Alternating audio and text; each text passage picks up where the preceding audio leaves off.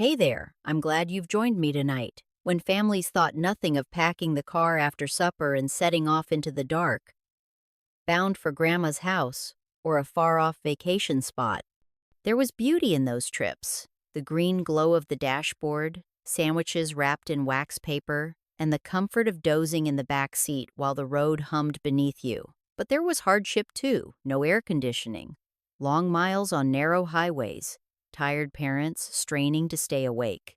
The past wasn't simpler, just different, and those overnight drives carried both wonder and weariness in equal measure. If you enjoy these quiet journeys through memory, I'd be happy if you liked or subscribed, but only if it feels right to you.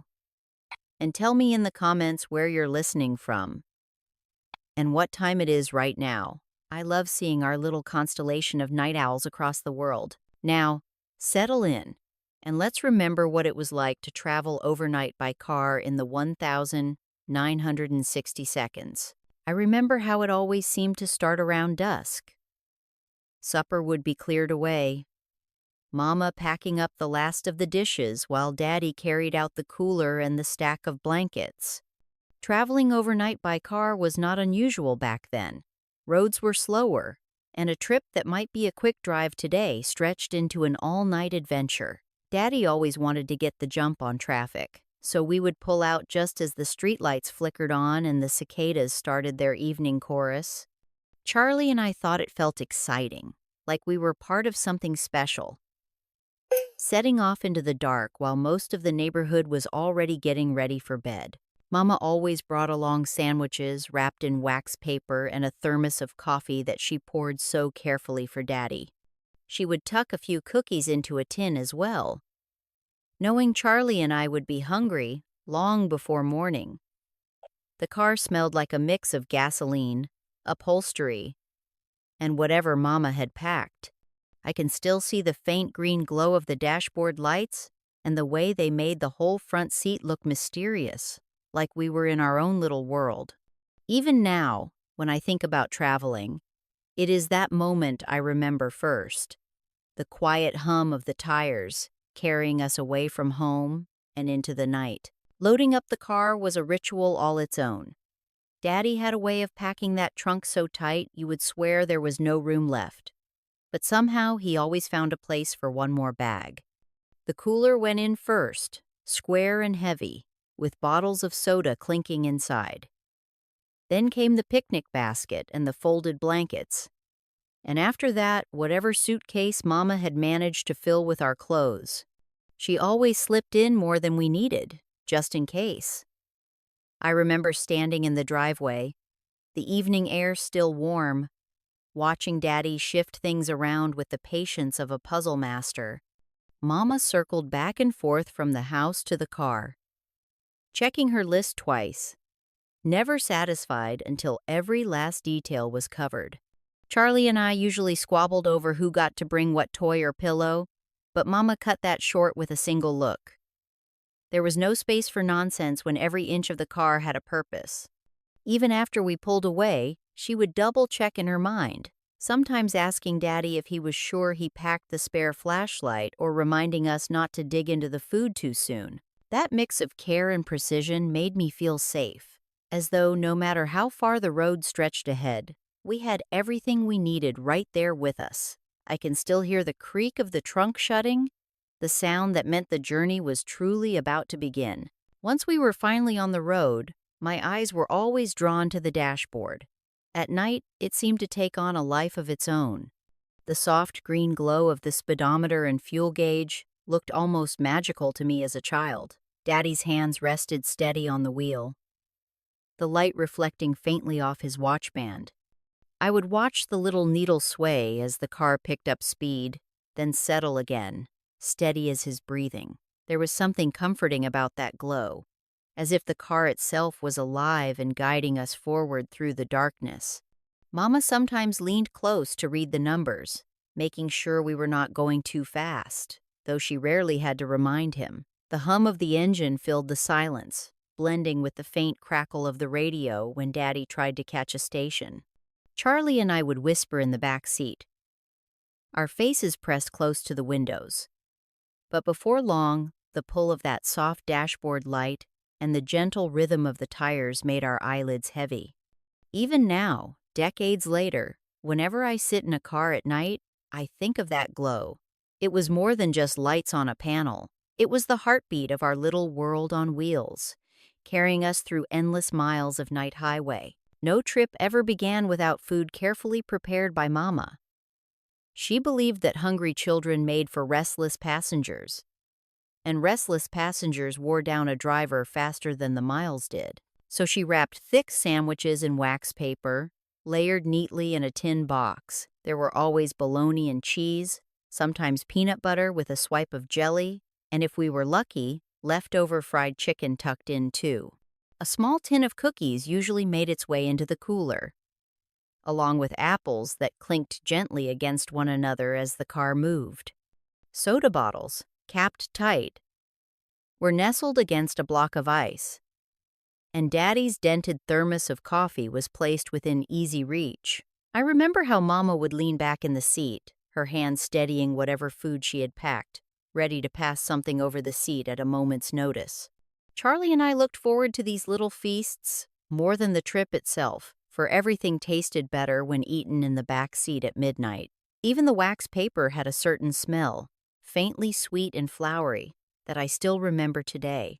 And there was comfort in knowing that, no matter how dark the highway stretched ahead, we carried our kitchen with us. Those sandwiches, wrapped and waiting, became part of the rhythm of the road, as important as the headlights or the hum of the engine.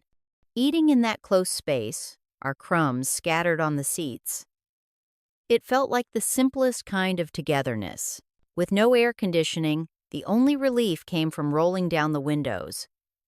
At night, the air felt different than during the day, cooler and tinged with the smell of fields and roadside weeds.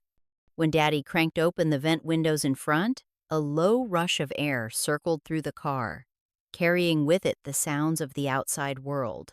Crickets chirped in steady rhythm, and every so often, the deep roar of a passing truck cut through the night. I can still picture my hair whipping around my face as I leaned against the window frame, letting the wind sting my cheeks until they felt alive. Charlie sometimes stuck his hand out to ride the air currents, his arm rising and falling like a bird's wing. Mama, of course, kept reminding us not to lean too far or risk catching a chill, though it never seemed to stop us. There was freedom in that breeze, a reminder that the car was moving us forward through miles of darkness while the world slept. The smell of gasoline sometimes mingled with fresh hay, or the faint smoke of a farmer burning brush, a strange mix that I came to associate only with travel. The night air wrapped itself around us, whispering secrets that belonged to the open road. Those windswept rides remain one of my sharpest memories of traveling overnight. A simple but unforgettable piece of what it meant to journey together in those years. The glow of a roadside gas station was like a beacon after long stretches of dark highway. You could see the lights from a mile away, shimmering in the distance, promising fuel for the car and a short break for us. Pulling into the lot, the crunch of gravel gave way to the squeak of the pump handle, and almost always an attendant in a crisp shirt appeared to fill the tank. He would check the oil and wipe the windshield as part of the service, moving quickly under buzzing fluorescent bulbs. Mama often took the chance to stretch her legs while Charlie and I pressed our faces to the glass, curious about the candy machines near the door or the racks of maps and trinkets inside. The smell of gasoline mixed with rubber tires and the faint whiff of hot pavement that still lingered even at night. Daddy sometimes bought a soda or a pack of gum to keep him awake, while Mama might slip us a small treat if we had behaved. It was a moment of pause, like stepping briefly into a brighter world before diving back into the endless dark of the highway. When the engine roared to life again and the station lights grew smaller in the rear window, I always felt a twinge of mystery, as if those places existed only for travelers like us, glowing out of nowhere and fading just as quickly. Mama was the navigator, and she took her role seriously. In her lap rested the large road atlas, its pages wide and colorful, tracing out highways and county roads like a puzzle waiting to be solved. At night, she would shine a small flashlight over the maps, her finger sliding along the route as Daddy kept his eyes steady on the road. I can still hear the rustle of those thick pages as she flipped back and forth, checking for alternate roads or confirming the distance to the next town. Sometimes the maps folded in odd ways, and she would struggle to keep them from slipping off her lap. Charlie teased her once about holding it upside down, which earned him a sharp glance that kept him quiet for the next stretch of highway. I admired how she and Daddy worked together, her calm voice giving directions while he nodded in silence, trusting her judgment. In those days, there was no quick way to know where you were other than the road signs or the landmarks you passed, so Mama's careful reading meant the difference between making good time or taking a long detour. The soft glow of the flashlight, the quiet hum of their conversation, and the sense of moving forward into the unknown made the car feel like a small ship, guided by its own captain and crew. Before long, the rhythm of the road would lull Charlie and me into drowsiness. We piled our pillows against the doors and wrapped ourselves in blankets Mama had packed. The steady vibration of the tires on the pavement was like a lullaby, humming through the floorboards and into our bones. I would watch the dark countryside blur past the window, lights from farmhouses twinkling briefly before vanishing into the night. Daddy's voice in low conversation with Mama, mixed with the occasional crackle from the radio, became the last sounds I heard before my eyelids grew too heavy to keep open. Sometimes I would wake with my cheek pressed against the cool glass. The pillow slipped down to the floor, unsure of how much time had passed. It always felt like magic to drift off in one place and open my eyes to find we were miles farther down the road. Charlie usually sprawled halfway across the back seat, his breathing loud and steady, while I tucked myself into a corner, content to let the world slip away outside the window. Those backseat slumbers were some of the sweetest sleep I can remember. A child's trust that no matter how far we traveled, home was always near. Because Mama and Daddy were at the wheel. The highway at night belonged to the big trucks. Or at least that is how it seemed to me as a child. Their headlights glowed like twin stars in the rearview mirror long before they rumbled past us with a roar that shook the whole car. I remember staring out at their long lines of glowing red taillights, stretched one after another like a moving chain into the distance. Sometimes a group of them traveled together, a convoy of giants keeping each other company through the night. Daddy always gave them room, his hands firm on the wheel, and Mama would murmur about the importance of being careful around them. To me, they felt both frightening and comforting. Massive creatures that shared the road yet never truly threatened us. Charlie often pressed his face to the window, counting the trucks or waving in hopes of a horn blast in return. When one answered, the deep sound rolled through my chest, thrilling and reassuring at the same time. Those trucks seemed endless, carrying goods across the country while families like ours made their smaller journeys. Even today, when I see a line of trucks moving steadily down the interstate, I think back to those nights when their lights in the darkness made the road feel less lonely. Every so often, Daddy would steer us off the highway and into a roadside diner that glowed like a lighthouse in the night. The sign usually buzzed faintly, half the letters flickering. Yet, inside there was always warmth and the smell of bacon lingering from the evening rush. We would slide into a booth with red vinyl seats, our legs sticking slightly if the weather had been hot earlier that day. The menu was simple: scrambled eggs, pancakes, pie under glass domes, but at 2 a.m. it felt like a feast. Truck drivers nursed their coffee at the counter, their hats tilted back, while travelers like us rubbed sleep from their eyes and stretched stiff legs. I remember Mama ordering eggs for Charlie and me, cutting them neatly so we would eat every bite. Daddy kept his cup filled, his eyes clearer afterward, the steam curling into the air between us. There was something mysterious about being awake when most of the world was asleep, sitting in that hum of clattering dishes and faint jukebox songs. When we climbed back into the car, the smell of coffee and fried food clung to us, blending with the cooler full of sandwiches and the upholstery of the back seat. That mix of comfort and fatigue was part of the journey itself, a reminder that travel in those days was not about ease but about making the best of wherever the road carried you. There were stretches of road that seemed to go on forever. Straight lines of blacktop cutting through fields and woods with no end in sight. At night, those miles felt even longer. The only breaks came from the occasional flash of headlights in the opposite lane or the quick reflection of a road sign as we passed. The hum of the tires created a rhythm that made time feel strange, like we were moving without moving at all. I remember lying in the back seat, half awake, watching the faint glow of the horizon and wondering how far it was to the next town. Sometimes Daddy would remark on how empty the road was, his voice low and steady, while Mama nodded in agreement, her hand resting lightly on the map, folded in her lap. Charlie grew restless during those long stretches, fidgeting or sighing loudly, but eventually, even he grew quiet. The world outside the windows was still, broken only by the silhouettes of barns or the faint outline of a telephone pole rushing by. Those endless miles taught patience, even to children. They reminded us that travel was as much about the spaces between as it was about the places we were heading.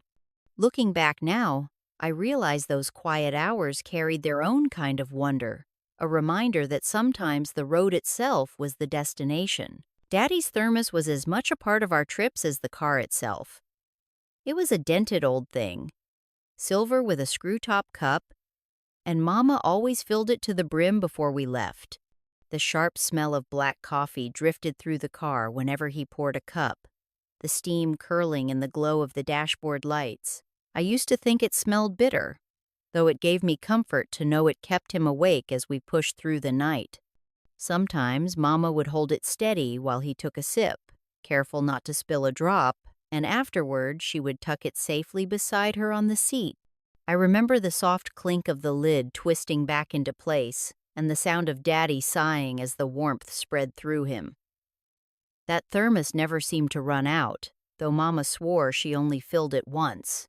Charlie and I sometimes pretended it was magic, a never-ending well that kept the car moving mile after mile. It became part of the rhythm of the journey, like the passing of headlights or the sway of the speedometer needle.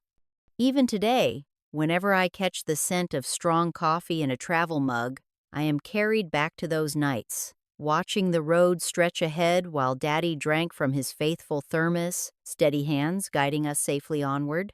When the coffee could not hold our attention and the miles stretched too long, Mama encouraged us to play games. I Spy was our favorite, though at night the choices were slimmer. Still, we made do. I remember whispering to Charlie, guessing at faint lights on the horizon, glowing billboards, or the shapes of trees outlined against the sky.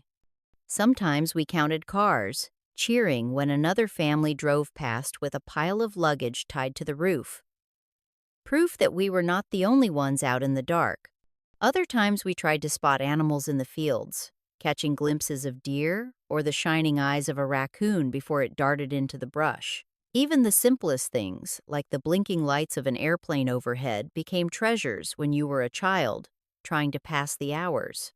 Mama often played along, her guesses gentle and encouraging, while Daddy listened with a faint smile, focused on the road. Those games made the night seem less heavy, turning empty stretches into little moments of laughter and discovery.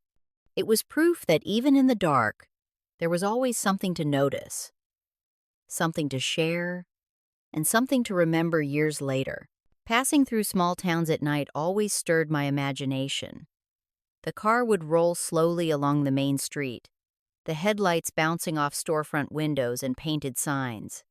A drugstore might still have its lights glowing, a soda fountain counter wiped clean, and waiting for the next day.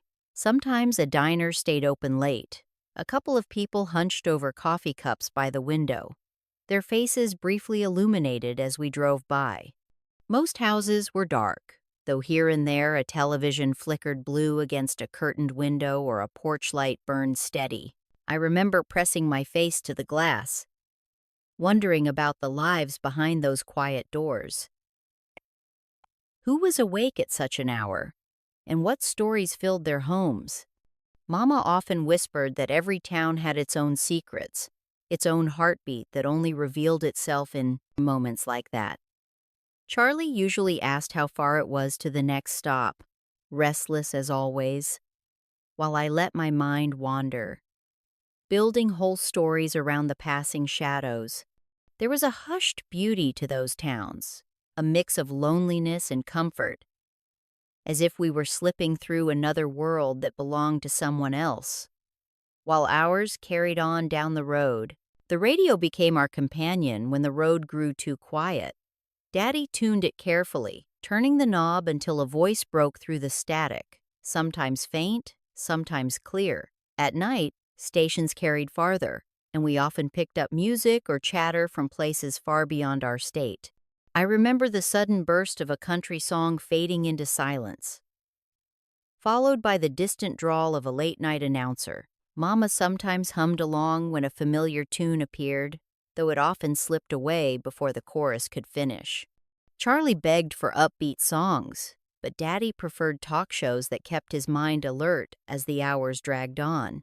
For me, the crackle and fade of the radio was part of the magic, proof that the world was larger than the stretch of highway we could see. It felt mysterious to hear voices from cities I had never visited, drifting in and out like whispers carried on the wind. Those sounds filled the darkness and made the car feel less alone, tying us to unseen people scattered across the map. The music and voices mixed with the steady hum of the tires, creating a soundtrack that belonged only to the open road at night. Rest areas along the highway were a blessing, even if they were plain and simple. Daddy would steer off into a small lot marked by a glowing street lamp, the car crunching over gravel before coming to a stop. Most of them had just a few wooden picnic tables, a row of vending machines that hummed loudly, and bathrooms that smelled strongly of disinfectant. For us children, it felt like a grand adventure just to stretch our legs and breathe the cool night air. I remember walking stiffly, my shoes scuffing the pavement, and tilting my head back to look at the stars, brighter than anything we ever saw back home. Charlie usually ran ahead to inspect the machines, pressing his nose against the glass to study candy bars wrapped in shiny paper or sodas lined up in neat rows.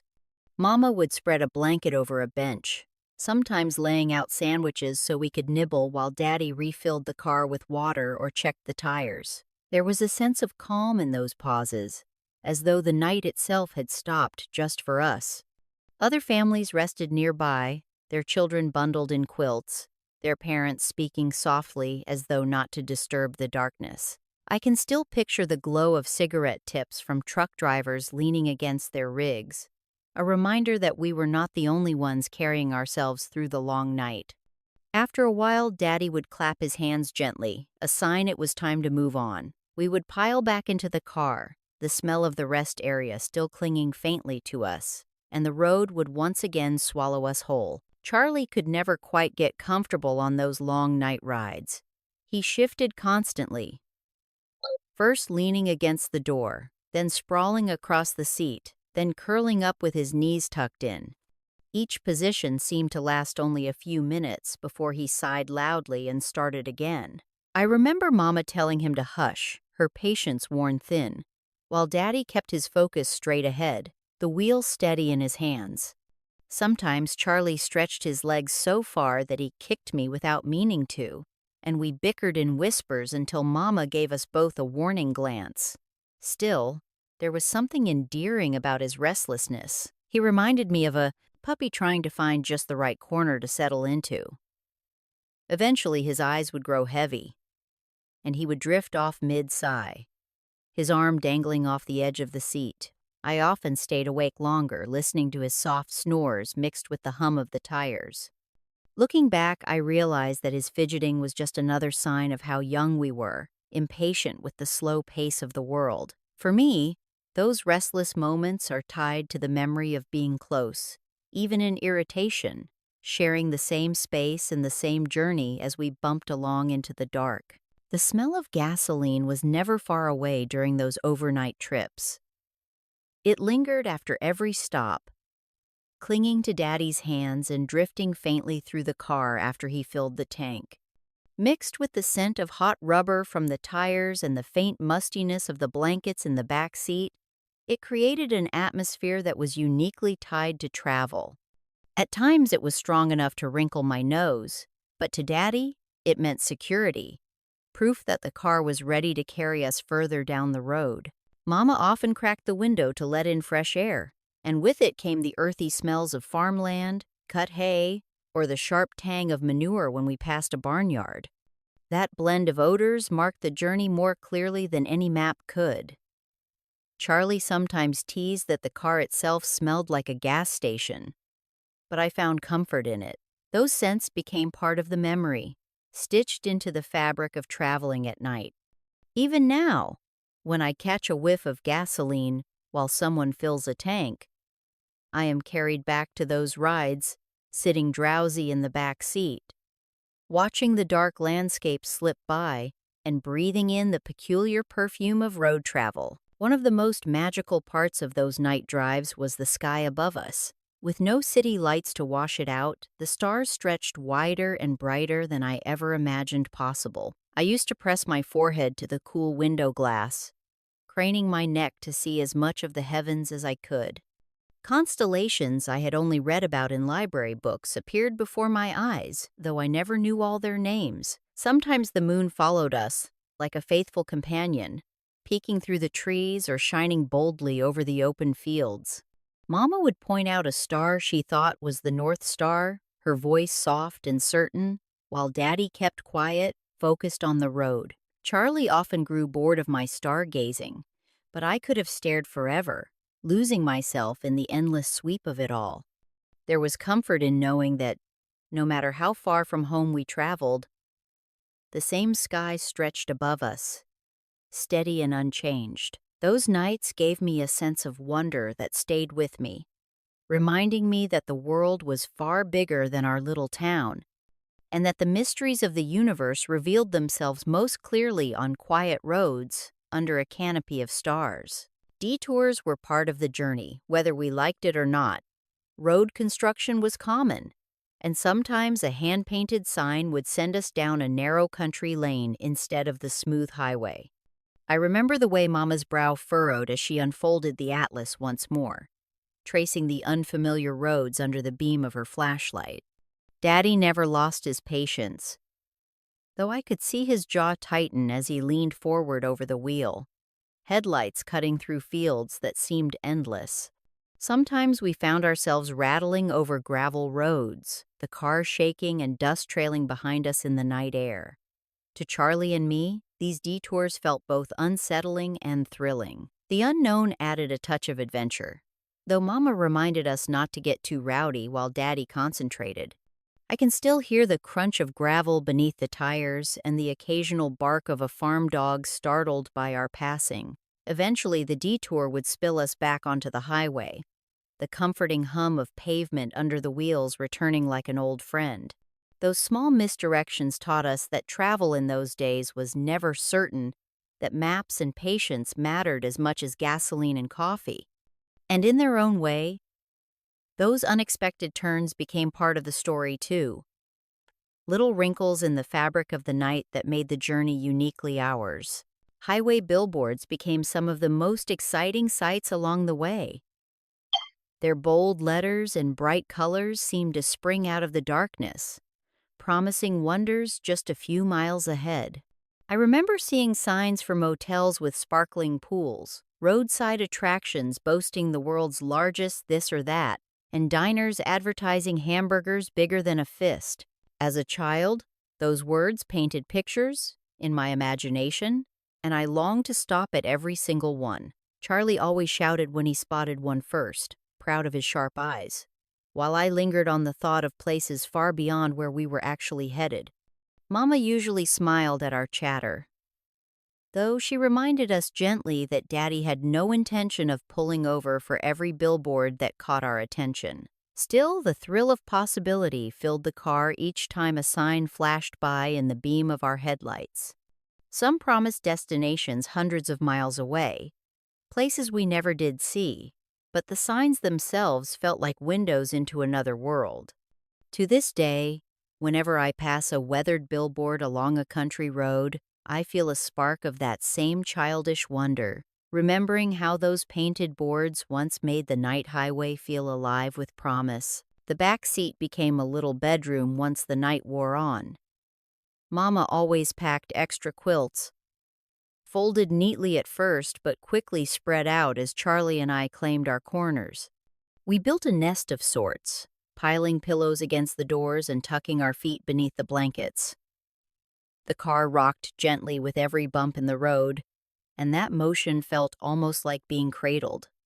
I remember how the headlights of passing cars would sweep across the ceiling for just an instant, leaving ghostly streaks of light before vanishing again.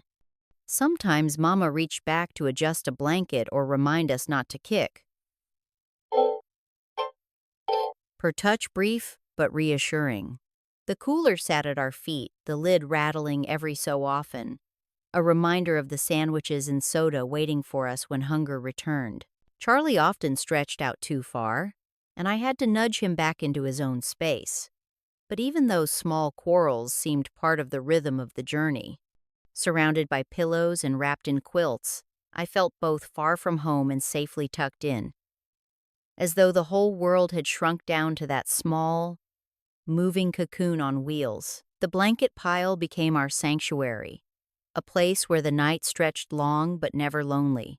Restroom stops were never glamorous, but they were an unavoidable part of overnight travel. Gas station bathrooms and rest area facilities often looked the same, with cold tile floors and harsh fluorescent lights buzzing overhead.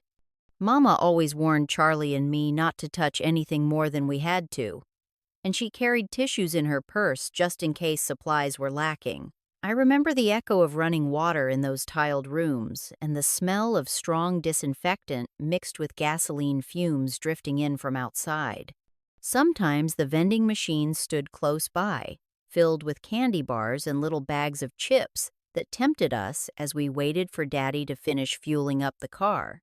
On chilly nights, the air outside hit us like a wall as soon as we stepped out of the restroom, making us hurry back to the warmth of the car. I would slide onto the back seat again, pulling the blanket over my lap and feeling instantly safer once the doors closed around us. It was a reminder that the road was not just adventure but also inconvenience, and part of the journey was learning to accept both. Those brief, uncomfortable stops have stayed in my memory as clearly as the cozier moments, proving that travel then was not about ease, but about making do with what was available. I often wondered about the families in the other cars we passed during those long nights. Their silhouettes glowed faintly in the light of our headlights. Children leaning against windows just like Charlie and me, their parents sitting quietly in the front seat. Sometimes a child's face would turn toward ours, and for a fleeting second, it felt like we shared a secret world with strangers traveling the same endless road. I imagined their stories, where they were going, who they were visiting, what they carried in their coolers and baskets. Were they bound for grandparents' houses? Or maybe setting off on vacations by the sea?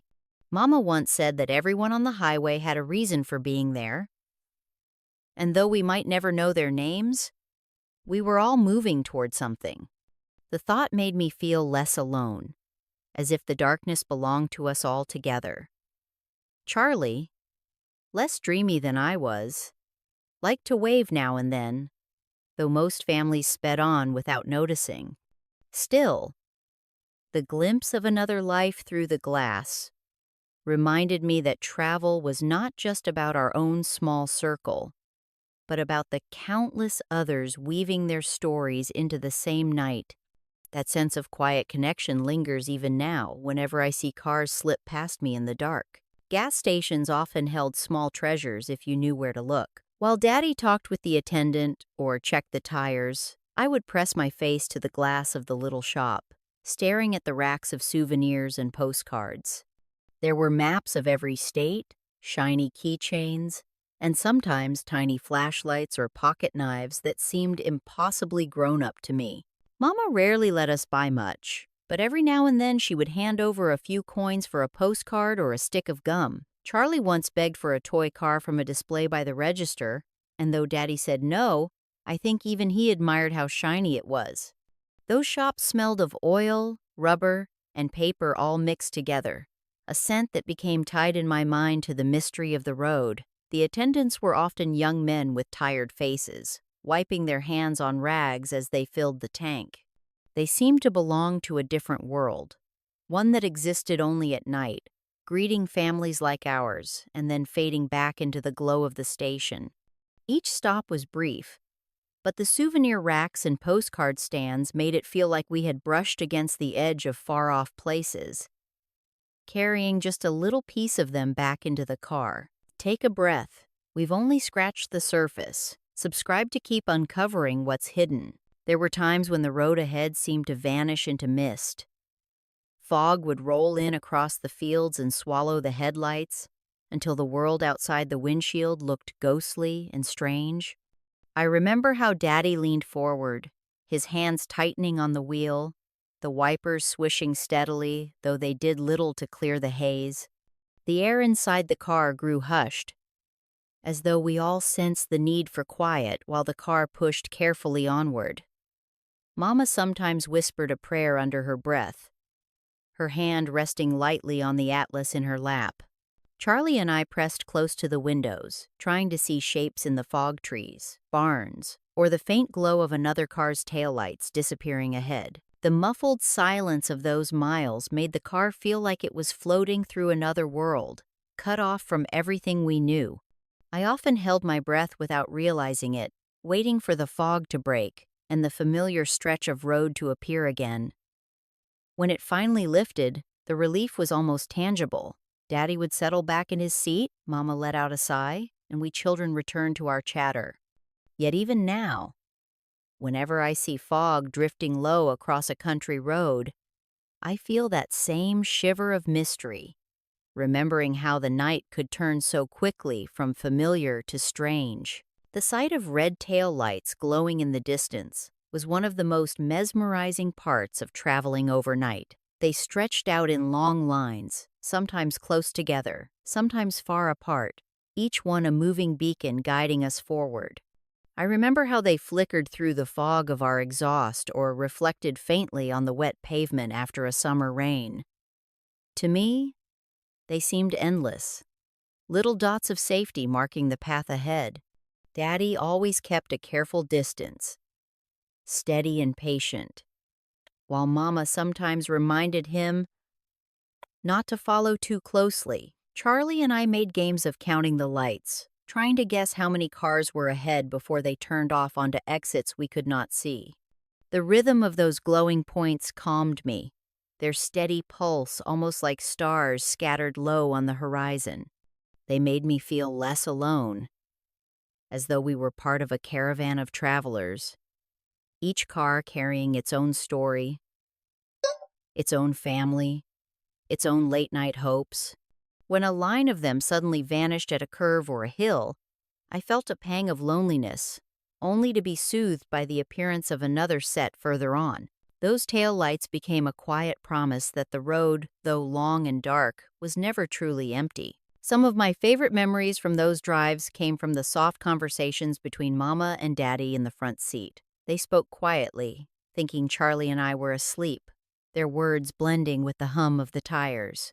Sometimes they planned the route ahead, but often they drifted into talk about bills, hopes, or little worries of the day.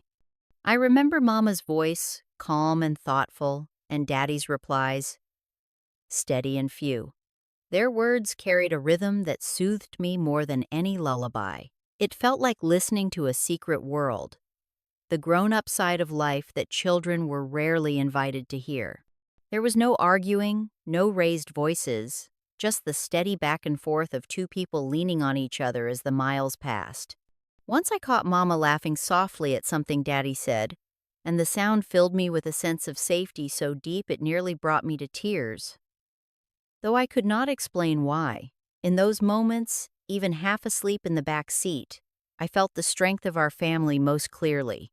It was not in the sandwiches or the maps or the blankets, but in the quiet love that carried us through the long night. Every so often, Daddy would pull off the road into a little turnout. Nothing more than a picnic table set under a single street lamp. Those stops felt like secret pauses in the middle of the world, a place where time slowed while we ate the sandwiches Mama had packed hours before. The wood of the table was always damp, no matter the season, and Mama spread out a blanket so we would not soak our clothes. The sandwiches, wrapped in wax paper, tasted different under the open night sky, as though the miles already traveled had seasoned them. I remember the sound of the cooler lid snapping shut, the hiss of a soda bottle being opened, and the way our voices echoed faintly in the quiet. Sometimes another car would pull in, its headlights briefly blinding us before shutting off. And another family would step out, also stretching, also eating, also sharing the stillness. Charlie liked to chase moths that fluttered around the lamps, laughing until Mama called him back. Those little midnight meals were not fancy, but they were unforgettable. They made me realize that the journey itself had its own meals, its own rituals, its own memories that would never be repeated the same way again. There was a magic in falling asleep on the road and waking up in a different place. I would curl beneath a quilt in the back seat, eyelids heavy, the hum of the tires pulling me into dreams. The car became a cradle, rocking gently with every bump, while Mama's soft reminders and Daddy's steady driving formed a lullaby of their own.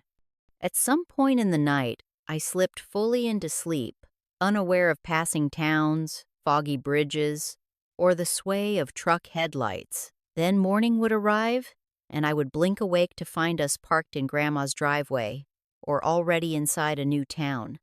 The air smelled different, fresher, or filled with farm scents, and sunlight streamed through the windows as if no time had passed at all. That sensation of being carried across miles while I rested was like a kind of magic to a child, a proof of safety and trust in the hands guiding the car. Charlie often claimed he never slept, insisting he had stayed awake the whole night, but his tousled hair and wrinkled shirt told another story. Even now, the memory of closing my eyes in one place and opening them somewhere entirely new feels like one of the greatest wonders of childhood.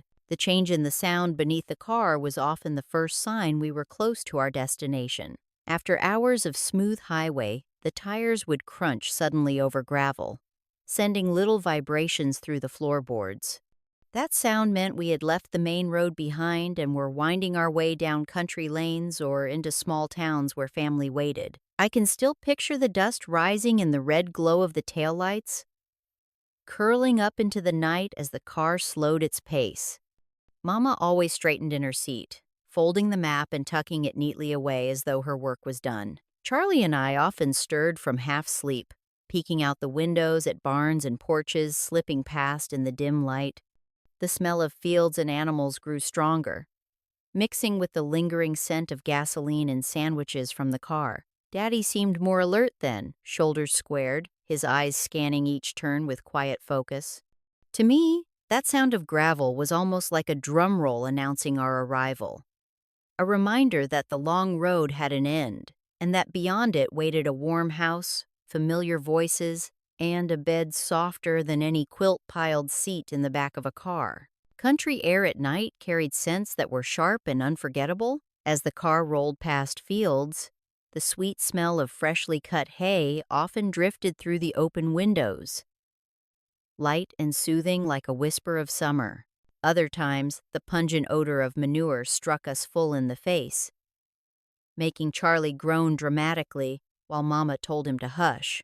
There were also moments when the breeze carried wood smoke from a farmhouse stove or the damp, earthy smell of soil after a recent rain. Each turn of the road brought a new breath of the land, reminding us that we had left town behind. I used to lean into the window, breathing in deeply, fascinated by how alive the night seemed outside those thin glass panes. Even the coolness of the air felt different, touched by fields, barns, and animals we could not see but somehow sensed in the darkness. To Daddy, these smells were ordinary, markers of the countryside he knew well, but to me they were part of the mystery of travel, each scent tied to a memory of being carried deeper into the night. Even now, the faintest whiff of hay or wood smoke will bring me back to those drives, when the air itself told us we were far from home. Toll booths had a way of interrupting the quiet rhythm of the night. As we approached one, the road narrowed and bright lights flooded the car, harsh after so many miles of darkness. Daddy would slow the car to a crawl, reaching into the ashtray or his shirt pocket for change, while Mama double-checked the price written on the sign. I always sat up straighter at toll booths, curious about the small window and the person behind it, usually wearing a uniform and blinking against the glow of the overhead lamps. Sometimes they said nothing at all, just took the coins and waved us through with a nod. Other times they smiled or offered a polite, "Safe travels." And for a brief moment, the journey felt connected to something larger than our little car. Charlie liked to guess how many more tolls we would hit before sunrise, but he was usually wrong. I remember the clink of the coins dropping into the metal tray and the soft roll of the receipt being torn off, little details that marked progress on the map. Once we were past, the booth faded quickly in the rearview mirror, swallowed again by the road. Yet that brief stop always stayed with me, like passing through a gate between one part of the night and the next. The sound of semi-truck horns was both startling and oddly reassuring on those long night drives. When one blasted nearby, it echoed through the stillness with such force that it made my heart jump, even if I had been drifting off. Charlie loved it, of course. He would sometimes pump his arm in the universal signal for truckers to honk, grinning from ear to ear when one answered back. Mama didn't always approve of the racket, especially when it made me spill my drink or woke me from a sound sleep. But even she smiled now and then when it happened. The horns were deep and powerful, rolling across fields and bouncing off hills, a sound that seemed to belong to another world. Those trucks looked enormous in the dark, lights high and glowing, engines rumbling low like thunder. I imagined the drivers alone in their cabs, drinking coffee from thermoses even larger than Daddy's, keeping the country supplied while the rest of us slept. There was something comforting in their presence, like knowing someone else was awake and out there, sharing the same road. The horns, loud as they were, reminded us that we were not traveling alone. The picnic basket in the trunk held more than just food, it carried a piece of home with us. Mama packed it with care, folding a checkered cloth over sandwiches, hard-boiled eggs, and sometimes a jar of her homemade pickles wrapped in newspaper to keep it from clinking. Even if we didn't stop to eat until morning, just knowing it was back there gave us a sense of comfort. The basket itself was worn from years of use, with one of the handles wrapped in electrical tape where it had split.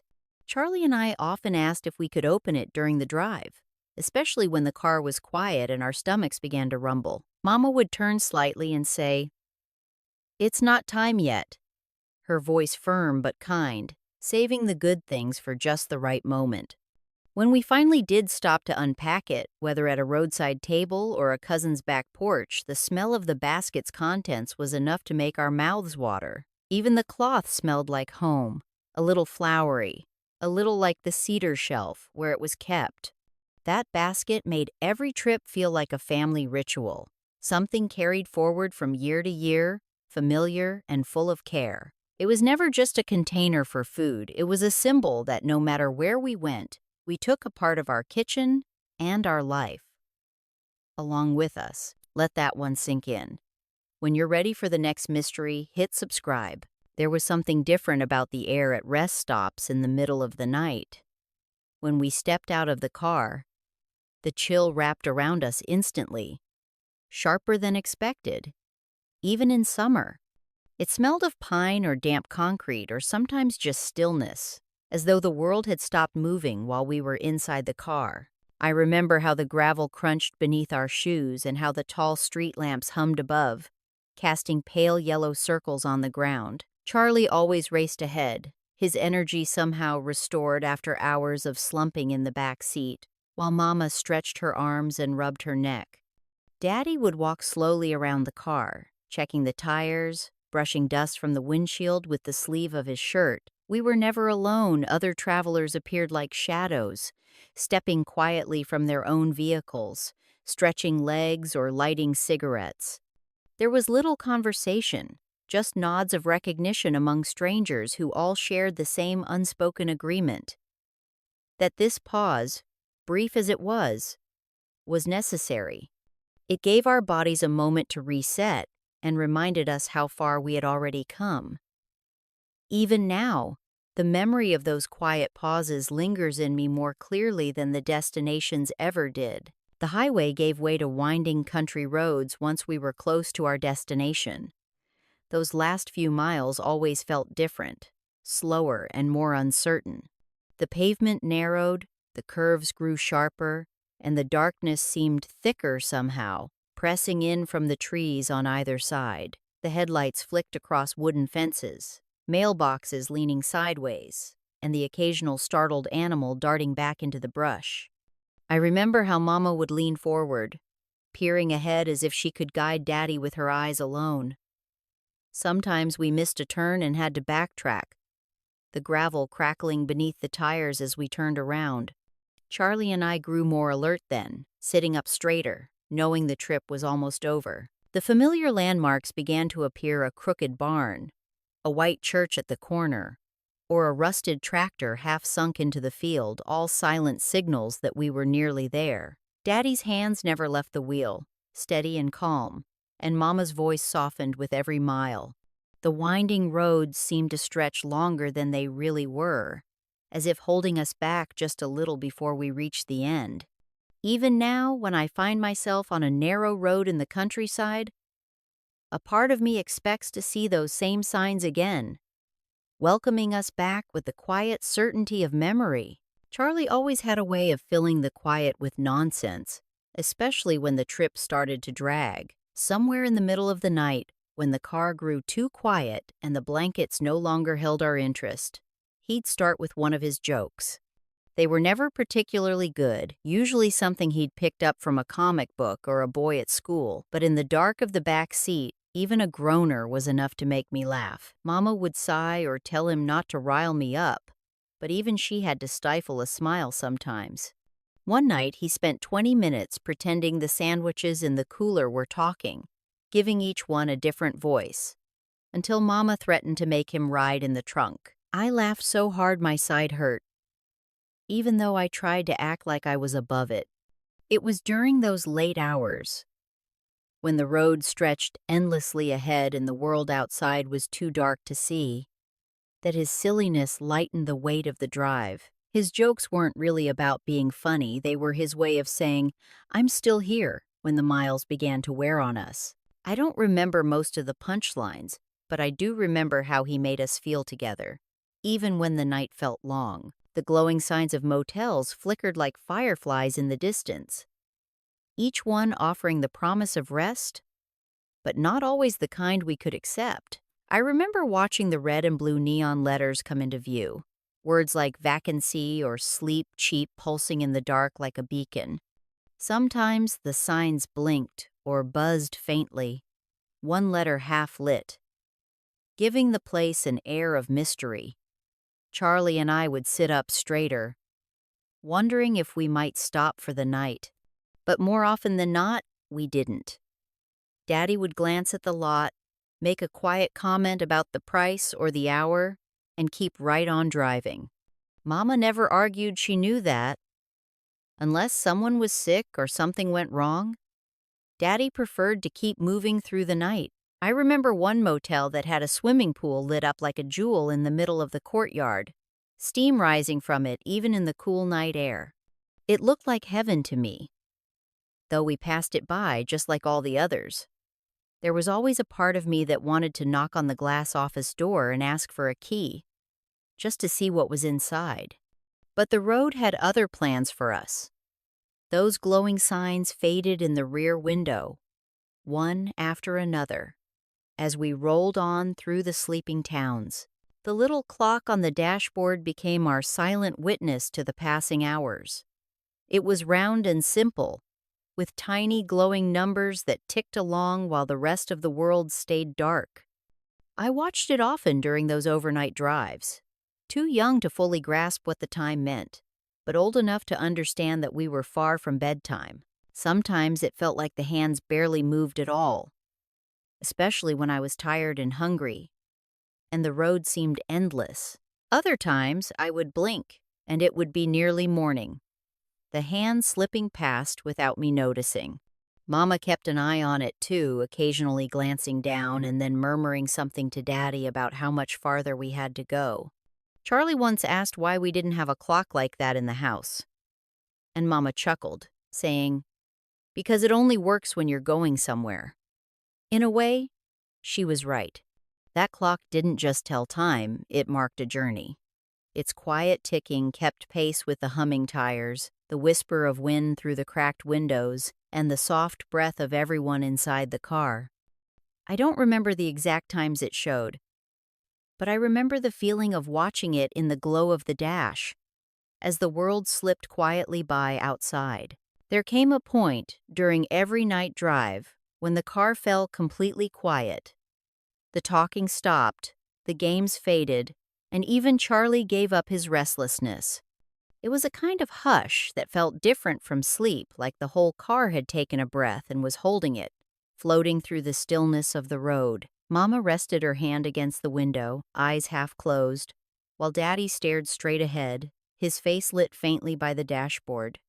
The only sounds were the low hum of the engine and the occasional rattle of something loose in the glove box. I lay under the quilt, eyes open, watching light and shadow flicker across the ceiling, wondering if anyone else in the world was awake like we were. Even the radio had gone quiet, fading into static or turned down so low it was barely there. In that stillness, time felt suspended. The car became a little world of its own, sealed away from everything else. I remember feeling both incredibly small and deeply safe, wrapped in the silence of a family moving together through the dark. It's a kind of quiet that's hard to find now. But sometimes, in the early hours of the morning, when the house is still and the sky outside is dark, I can feel it again, that peaceful silence of the road at night. Billboards had a way of sneaking up on us in the dark, looming suddenly out of the night like strange visitors. They stood tall along the highway, their painted messages lit by single spotlights, or just left to glow faintly under the moon. I remember the way their slogans promised things that felt impossibly far off: ice cream stands, souvenir shops, cavern tours, all just ahead, even if they were hours away. Some were painted in bold colors with smiling cartoon faces or giant arrows pointing toward dreams that never quite arrived. Charlie liked to read them out loud in a dramatic voice, making Mama smile and roll her eyes. A few of the signs had started to peel or tilt, and their faded letters made them feel even more mysterious. I always wondered who painted them, who decided what was worth advertising in the middle of nowhere. They made the night feel alive with suggestion, like the road itself was whispering ideas into the car. Even when we didn't stop, those billboards left an impression, lingering in my thoughts long after their messages disappeared behind us. They turned the plainest stretch of highway into something full of possibility, even if it was just for a few seconds. Somewhere near the front of the car, nestled in the tray beneath the radio or jingling in the ashtray, there was always a small collection of loose change: quarters, nickels, the occasional worn-down penny, all gathered for tolls, vending machines, or whatever the road might require. I can still hear the soft clatter of those coins whenever Daddy reached for them, his fingers sorting through the metal without even needing to look. Mama kept a small cloth pouch, too, just in case, and sometimes passed it forward when we approached a toll booth or needed to grab a quick snack at a rest stop. To Charlie and me, that little pile of coins felt like treasure. We would reach for it when Mama wasn't watching, turning the pennies over in our palms, or holding up the quarters to the light from the dashboard. Once I tried to buy a candy bar from a machine with coins I had gathered from the floor mats, only to find I was still a nickel short. That small, clinking sound became part of the background of every trip. A gentle rhythm that marked moments of pause and payment, of moving forward mile by mile. Even now, whenever I hear loose change in a cup holder or tray, I think of those long nights on the road, of quiet gas stations and sleepy hands passing coins from one seat to another. Crossing a state line in the middle of the night felt like something important, even if there was no one around to see it. The signs were often simple white letters on a green background, sometimes with a slogan like, "The Friendly State," or "Come Again Soon." I remember how Mama would always sit up a little straighter when we passed one, and Daddy would nod, not saying much, but clearly keeping track. Charlie and I liked to lean forward and try to spot the sign first, calling it out like it was a prize to be won. Sometimes the change in the road was subtle, maybe a shift in pavement color or a different speed limit posted just beyond the border. Other times the air itself seemed to change cooler, or smelling of pine instead of farmland. It made the trip feel like progress, like we were really going somewhere beyond our usual corners of the world. I often imagined invisible lines beneath the tires, marks on a giant map we were tracing with our headlights. Even when I didn't fully understand where one state ended and another began, those moments stood out. They reminded us that there was always something new just ahead, waiting quietly in the dark. Rolling down the windows on a country road at night meant letting the song of summer drift right into the car. The cicadas were the loudest, buzzing like something electric, rising and falling in waves that seemed to come from every direction at once. Crickets added their chirps, steady and rhythmic, like the ticking of a distant clock. I remember leaning my head near the open window, eyes closed, just listening to the hum of the world outside. It was a different kind of music, one that didn't need a radio. Mama sometimes told us to roll the windows back up if the air got too chilly, but Daddy always left his cracked just enough to hear the night. Charlie liked to try and mimic the sounds, chirping and buzzing, until Mama told him he'd scare the real ones away. Those nighttime insects were part of the landscape, just like the telephone poles or the barns we passed. They reminded us we were far from city streets, deep in the countryside where the sky stretched wide and the road felt endless. Even now, when I hear that familiar summertime chorus, I'm taken back to those long drives, to warm wind in my hair, and the endless hum of life just beyond the glass. Sometimes, without warning, Mama would reach into the cooler and pull out sandwiches in the middle of the night. There was no formal mealtime on those drives, just hunger that crept up between gas stations and sleepy towns. She would hand one back to each of us, still wrapped in wax paper, edges soft from being packed so many hours before. Even if the bread was a little soggy, or the mustard had bled through, it always tasted perfect.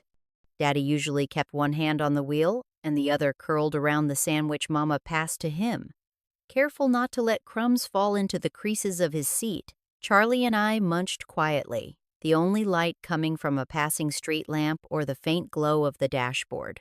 Sometimes Mama had cookies too, slightly crumbled, but sweet enough to keep us content for another stretch of road. There was something peaceful about eating together like that. Everyone chewing softly in their own little world. No plates, no table, no clock ticking on the wall, just the hum of tires beneath us and the comfort of food made with care. Even now, I find that sandwiches never taste quite as good as they did at 70 miles an hour in the stillness of a sleeping car. Long before we ever reached the edge of town, I could always tell when we were nearing the lights of a city. It began slowly, just a faint glow on the horizon, a soft, golden haze that blurred the edge of the dark sky. It looked almost like dawn, but it was warmer, more electric. As we got closer, that glow would sharpen into shapes, streetlights on overpasses, blinking billboards, neon signs from diners and motels, casting their colors onto the wet pavement. After so many hours of darkness, that sudden brightness felt like stepping into a dream. Mama usually stirred from her dozing seat and looked out, as if counting how many miles we had left. Charlie sat up straighter, too, craning his neck to see what restaurants or shops the city might offer. I always felt torn in those moments. Part of me thrilled at the lights and motion, the promise of something new, while another part missed the soft quiet of the country road behind us. Cities had their own hum, their own rhythm, different from the low murmur of fields and crickets. Even with the windows rolled up, I could feel it, the energy, the movement, the way everything stayed awake, no matter how late the hour. Passing under glowing green highway signs and blinking red stoplights made it feel like we were slipping through a world that didn't need sleep. We rarely stopped in the city itself, but it left a mark on us all the same. The way it shone from a distance, the way it pulled us forward, the way it lit up the road. Just when we were beginning to fade, it always gave us a second wind. Even now, when I see a city glowing in the distance during a late drive, I feel that same little stir in my chest. Sometimes the night brought rain without warning. One minute the stars were out, and the next, the windshield blurred under the soft patter of droplets. The sound was gentle at first, like fingertips tapping glass, but it grew louder as the rain thickened, drumming on the roof in a steady rhythm that filled the silence inside the car. Daddy flipped on the wipers, and they swished back and forth with a tired squeak, pushing away streaks of water that danced in the light of oncoming headlights. The world outside became softer, edges blurred, signs glowing like halos in the wet dark. It always felt quieter when it rained, like the road had taken a breath and slowed down. Mama would sit straighter during those stretches, keeping an extra eye on the road, though she never said much. Charlie usually grew restless when the windows fogged, doodling little faces with his finger, or complaining that he couldn't see outside. I found it peaceful. Something about the rain made the inside of the car feel cozier, like we were tucked in under a blanket while the rest of the world gently washed itself clean.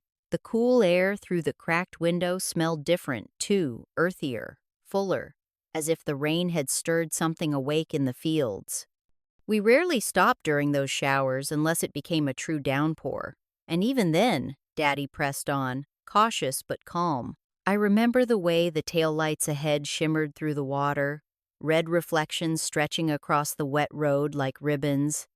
Even now, rainy nights on the highway carry that same feeling for me, quiet, close, and strangely comforting. It was one of the few times the road felt slower, more thoughtful, as if it too had paused to listen to the sound of the rain. There was a special kind of stillness that settled in the car after midnight. By then, most of the world had gone quiet. The towns we passed were shuttered and dark, their main streets empty, but for a few blinking lights and an occasional cat slinking across the sidewalk. Inside the car, no one talked. Even Charlie, who could chatter through anything, had gone quiet by that hour. Mama leaned her head against the window, eyes closed but not fully asleep, while Daddy sat hunched over the wheel, the glow of the dashboard painting his face in soft green light. The radio had faded into low static or had been turned off altogether. All that remained was the hum of the engine, the steady rhythm of the tires against the pavement, and the deep, slow breathing of people held together in a shared fatigue. I often stayed awake during those hours, my body tired but my mind wide open. There was something sacred about that silence, like the road belonged only to us, and the miles were carrying us through time, not just space. Every once in a while, we would pass another vehicle. Headlights like eyes, watching us for a brief moment before disappearing into the rearview mirror. but for the most part, it felt like we were floating alone through a world that had fallen asleep. It was peaceful in a way that few things are. And even as a child, I understood that this kind of stillness was rare. Even now, long after those drives have ended, I sometimes wake in the small hours and feel that same quiet press around me. And for just a moment, I am back in that car, wrapped in a blanket, watching the world slip softly by. Mama had a quiet habit on those long night drives, one that only became clear to me as I got older. Every now and then, when the road stretched dark and endless before us, she would bow her head just slightly, fold her hands in her lap, and whisper a prayer. It wasn't long or dramatic, just a few soft words spoken to the stillness, asking for safety, patience, and enough light to get us where we were going. I remember watching her once from under my blanket, the way her lips moved without sound, her eyes half closed, the map resting softly beside her. It wasn't something she announced or explained, it was simply part of the journey, like sandwiches in the cooler or quilts in the back seat. Daddy never commented, but sometimes his hand would shift closer to hers on the bench seat, his fingers brushing against hers gently. There was something sacred in those moments, a quiet trust that stretched beyond the headlights. Charlie didn't notice. Or maybe he did and never said anything. But I saw it, and it stayed with me. That small act of faith, tucked into the middle of the miles, felt like an anchor in the dark. She never prayed for perfect weather or a short trip, just for enough. Enough strength to keep going, enough peace to get through the night. Even now, when I find myself on a quiet stretch of road with only the stars above me, I think of her in the passenger seat, whispering her little prayers into the hum of the engine, and I feel less alone. By the time the first hint of daylight appeared, we were often somewhere in between places, still moving, still drowsy, and ready for a stop. The sky would shift slowly from black to deep blue, the stars fading one by one as the edge of morning crept in. That was usually when Daddy turned into a gas station lit by the yellow glow of overhead bulbs. The lot mostly empty, except for a lone truck or two. We all shuffled out of the car, stiff and bleary-eyed, blinking against the strange blend of artificial light and coming dawn. The air was cooler then, carrying a sharpness that made you pull your sweater tight around your arms. Inside the station, the coffee smelled strong and a little burnt, just how Daddy liked it, and the shelves were being restocked for the day ahead. Charlie headed straight for the candy, even though it was barely morning, and Mama disappeared into the restroom with her purse clutched tight. I remember washing my face with cold water at the sink, looking into the mirror and seeing how tired I looked, and somehow, it made me feel older, like a real traveler. These early morning stops always felt quieter than the ones at night. People spoke in softer tones, the clerks moved slower, and even the floor seemed to echo less. There was a feeling of something ending and something beginning. We weren't quite there yet, but the hardest part was over. The light was returning, and so was our energy. I often left those stops with a piece of gum, a warm hand-me-down sweater, and the quiet knowledge that home or something close to it was just a little farther down the road. The last few miles of the journey always felt the longest, even though they passed the quickest. Once the sun started to rise and the sky turned that pale gold you only see in the earliest hours, the car seemed to come alive again. Charlie sat up straighter, rubbing his eyes and asking how much farther. Mama reached for her comb, smoothing back her hair and checking her reflection in the small mirror above the visor. Daddy became more alert, too, shifting in his seat and gripping the wheel like he could feel home getting closer. For me, the signs were subtle. The trees looked more familiar. The shape of the hills reminded me of visits past, and the roads had that quiet, worn-in look that told me we were nearly there. I'd often prop myself up on the edge of the seat, watching carefully for the first real landmark I recognized. Sometimes it was a white fence along a stretch of road, or a red mailbox at the end of a gravel drive. Mama would point them out quietly, her voice full of certainty. Even if we were all tired and wrinkled from a night in the car, that last stretch brought a kind of energy. We weren't talking about miles anymore, we were talking about turns. Two more bends in the road, one more hill, a stop sign, and then the driveway. It didn't matter how far we had come or how little sleep we had gotten. Those final few minutes were wrapped in warmth and anticipation, a soft joy that only comes from knowing the long night is behind you and someone you love is waiting with the porch light on. Pulling into the driveway after an overnight trip brought a feeling that's hard to put into words. The headlights swept across familiar siding, overgrown hedges, or sometimes a flower bed we hadn't seen since the last visit. But it was the porch light that always stood out the most, a soft yellow glow waiting just for us. A sign that someone inside had left it on with care. Even though it was barely morning, the house seemed to stir the moment our tires crunched across the gravel. I remember the screen door creaking open before the engine even turned off.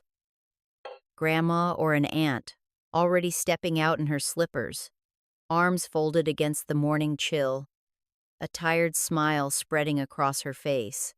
Mama would wave, suddenly energized, while Daddy sat for just a second longer behind the wheel, shoulders sagging as the night's weight lifted. Charlie and I blinked in the new light, blankets falling away, our legs stiff but hearts leaping.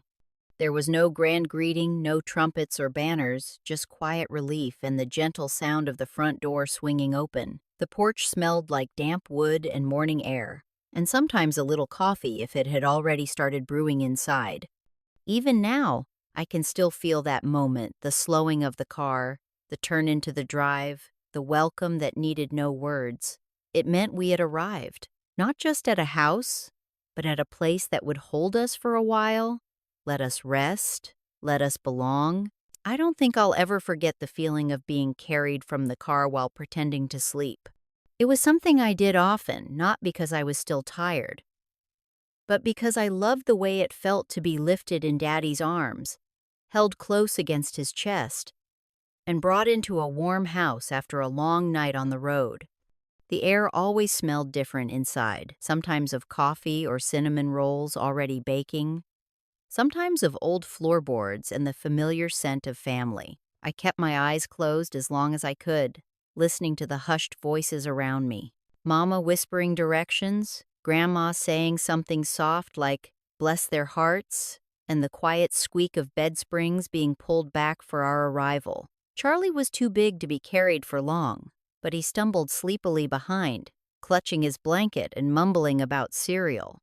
I always ended up in a bed that smelled faintly of lavender or wood smoke, covers already turned down, a glass of water waiting on the nightstand. That kind of care didn't have to be spoken. It was in the way they placed the extra quilt at the foot of the bed or made sure our socks were tucked in with our bags. Those early morning arrivals were unlike anything else, the kind of moment you don't understand fully as a child, but that stays with you for the rest of your life. Being carried into a house that was already waiting for you. Arrival didn't always come with fireworks or fanfare. Most times, it was simple, quiet voices, the rattle of suitcases being set down, and the slow settling of bodies into soft beds or sagging couches. But even in its quietness, it carried a sense of completion, a gentle exhale after so many miles. After the car was unpacked and the last thermos rinsed, Mama might sit with a cup of coffee while the rest of us drifted to sleep or wandered around the house.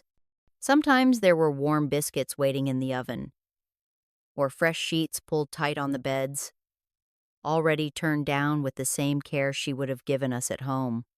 The house felt calm, lived in, and ready, like it had missed us, and now stood patiently to receive us.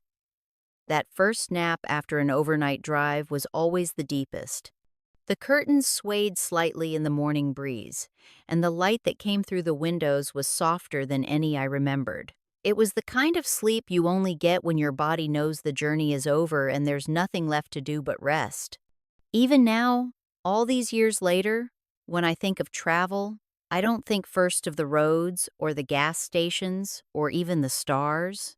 I think of that feeling pulling into a driveway while the world was still quiet, the porch light glowing, and a house that said, in its own silent way, "You made it. Come inside." That was one layer.